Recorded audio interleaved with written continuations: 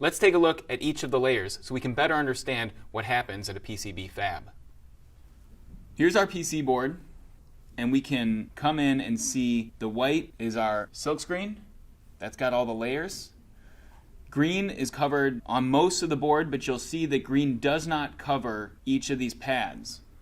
Anywhere that green exists, solder will not stick to. So if you have two pads that are close together like this, it'll make it difficult to bridge the connection. We also have all of our copper. You can see each of the individual traces being routed. That's all copper.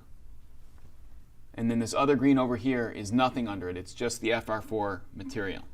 So let me show by scraping each of these layers what we might see. So for instance, I can take this knife and scrape off all of the silkscreen layer.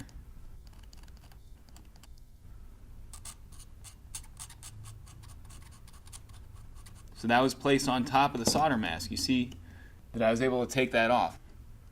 It's not super clean, but it shows that there's silkscreen over solder masks. Similarly, we can take this solder mask over this trace and we can expose our copper.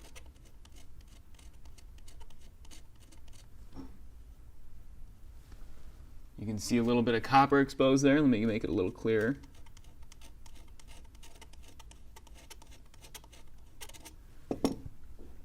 There we have a trace of copper that is now not covered by the solder mask. You might be wondering why the copper here is the color of copper and this finish is silver. At the end of the PCB process, when it's being made, they will create a finish on it by covering each of the uncovered copper traces with a different material. This, for instance, is finished in tin, which is why it has that silver color. Finally, we can look at the bare board. I can scrape off the solder mask here.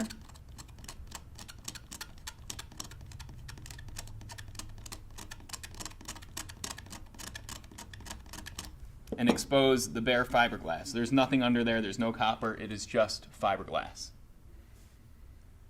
And that's a full PCB. Everything works thanks to Eagle designing it just right.